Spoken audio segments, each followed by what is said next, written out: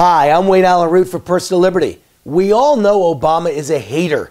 It's crystal clear from his comments about fundamentally changing America and, of course, his policies that have caused chaos and crisis in our economy and foreign policy that Obama hates America.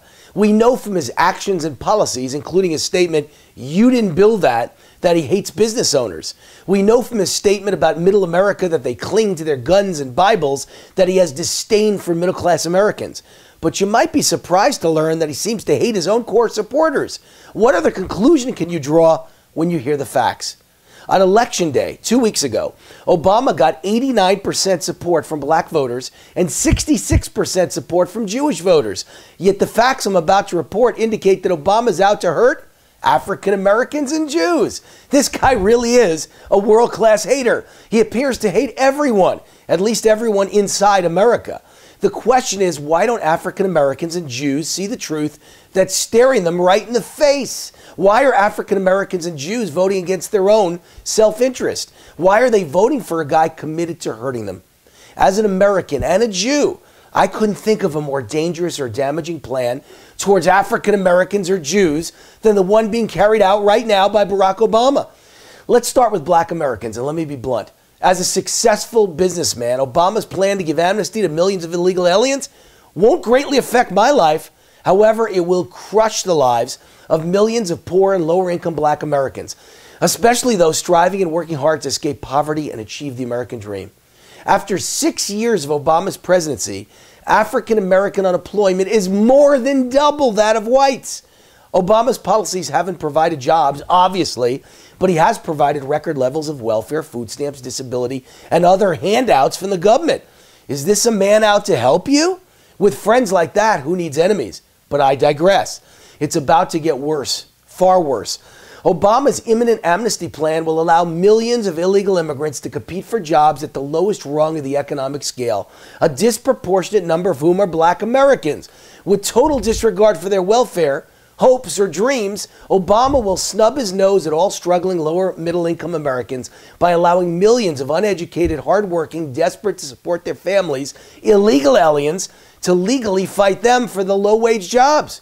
These illegal immigrants aren't going to take the jobs of Obama's liberal Ivy League friends. They aren't going to take the jobs of his millionaire bundlers.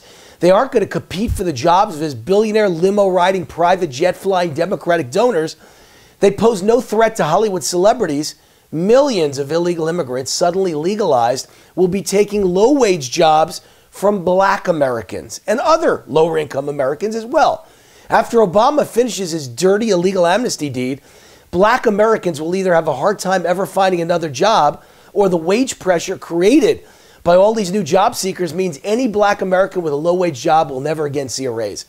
And forget about young people, especially those without college degrees, ever finding employment at any wage. Am I wrong? Well, guess who agrees with me? Barack Hussein Obama. Obama wrote in his book, The Audacity of Hope, that illegal immigration harms the wages of blue-collar workers, especially black Americans, depresses wages, and strains the overburdened safety net. That's what Senator Obama says in his own book. He wrote it in 2006.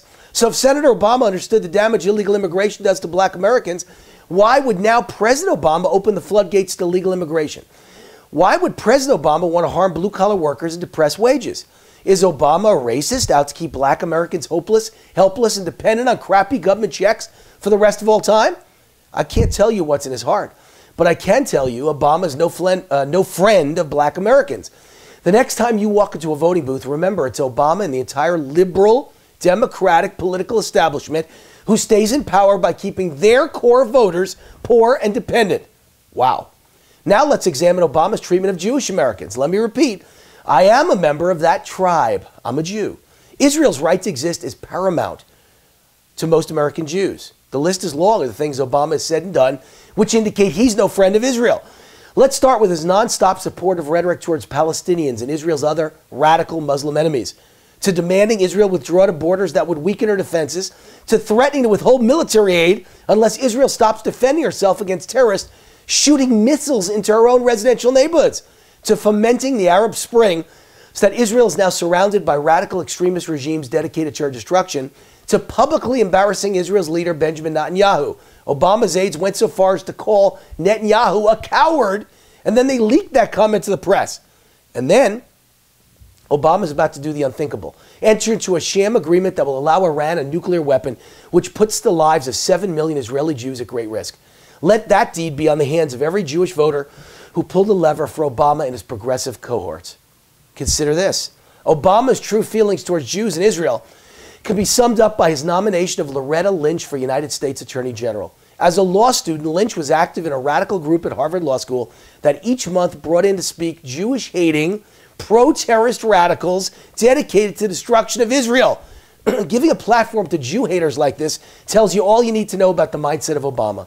A history like that should automatically disqualify anyone from ever getting near the U.S. Justice Department, let alone running it. Who would choose a person with Loretta Lynch's background to run justice? With friends like Obama, Jews don't need enemies. By the way, if a white Republican conservative supported policies that hurt blacks or Jews, that resulted in more than double black to white unemployment, that allowed in millions of competitors for the jobs of black Americans, or nominated someone to head the Justice Department with that kind of an anti-Semitic background, what would blacks and Jews say? I guarantee you they'd be marching on Washington, D.C., holding hands, singing Kumbaya protest songs, and listening to Marxist radical rabble-rousers call the white Republican president a racist and Jew hater. But when it comes to Obama, those same civil rights and civil liberties crusaders are dead silent. Folks, if someone hits you and hurts you once, it might be a mistake. Probably not, but it might be.